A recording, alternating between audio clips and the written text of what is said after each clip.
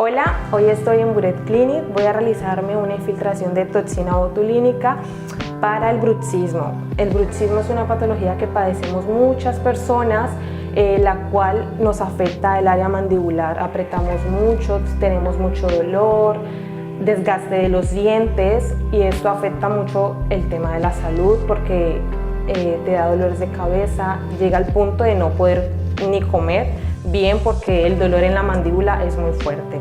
Y pues nada, hoy estoy aquí esperando a que me haga la infiltración y esperar el cambio que voy a tener.